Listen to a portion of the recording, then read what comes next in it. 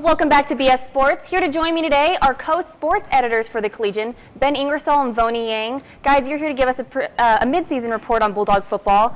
Let's get right into it with the offense. Ryan Colburn started the season off strong, has been fading a little bit, but at the same time, the run game has definitely picked up. What do you guys think? I think that's probably because the running backs, they're getting back healthy to 100%. Robbie Rouse, he said he's finally back to 100%, and he ran for 150 yards in the last game and scored twice. But then again, if you look at it, you look at the teams we've been playing when the running game's been going, it's Cal Poly, New Mexico State, and Utah State. That's three teams are at the bottom of the half in rankings of run defense.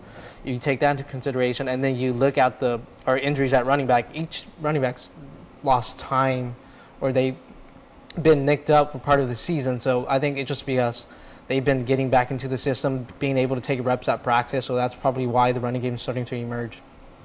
You know, Pat Hill stressed that his team doesn't have a lot of injuries, just a lot of injuries to one position. That position is wide receiver. Both Jamel Hamler and Rashad Evans have missed time. Devin Wiley's out for the season. That hurts the receiving core a lot. But both Hamler and Evans are back. They're supposed to be full speed. They practice all week. Even Matt Lindsay's back. That offers some depth. He had a concussion last week.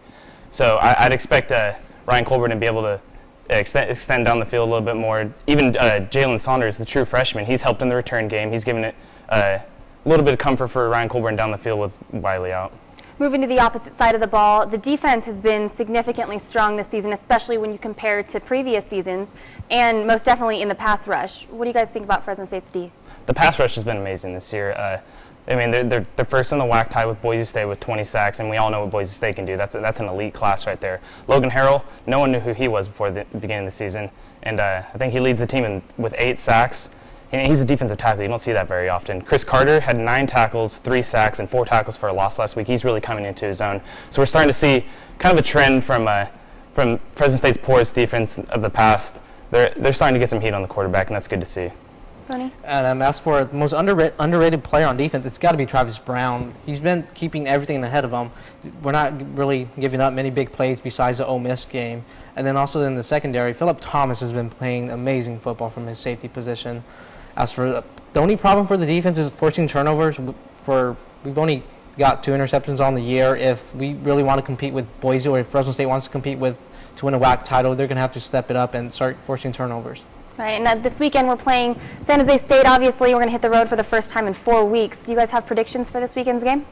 I think the game will be close for about a quarter, and then Fresno State should be able to run away with it. They'll probably come out with the same game plan as they did against New Mexico State, try to establish the run, and then ask Colburn to throw when he wants to. But I think Pat Hill he gets conservative a lot. I think he just wants to grind out a win and go through the game without injuries.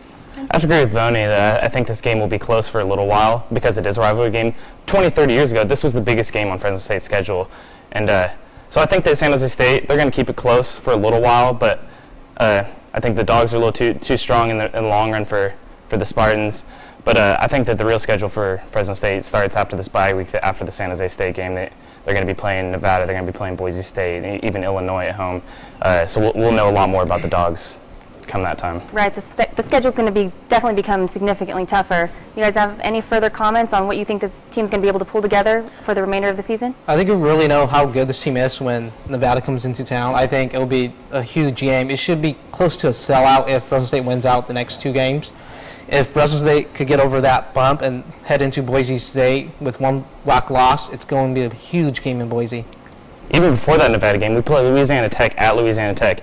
Dogs have never been very good in rest, and that will be a real stepping stone going into that that later season schedule against Nevada and Boise State. And I think right after that bye week, it's going to be showtime for the Dogs. Thank you, Ben and Voni, for joining us. Up next, we've got our very own Scott Johnston and Jose Alvarez to discuss the latest debate in the NFL over helmet-to-helmet hits.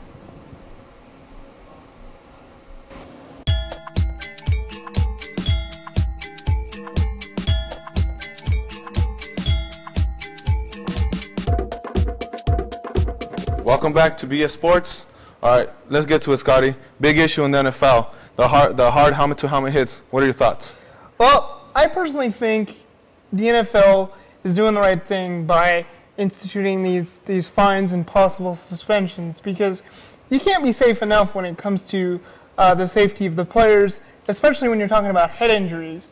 I mean, these types of injuries can affect guys well after they're done playing. Okay. So. Okay, I agree, but from the NFL stance, finding the players $75,000 without a warning, when all these players are doing is play the way that they've been taught to, the way they've been bred to hit, I think it's ridiculous the amount that they're finding. The NFL should pitch in some too, because right now they're looking pretty hypocritical to me. So you're saying maybe hold off right now and maybe institute it next year? Yeah, something like that. Give them time to adjust to these new type of rules. You can't just throw it in middle of the season. Yeah, that's why I really think this type of thing really should be reviewable, so the refs can have a chance to discern whether the difference between whether it's just a flagrant hit or incidental contact.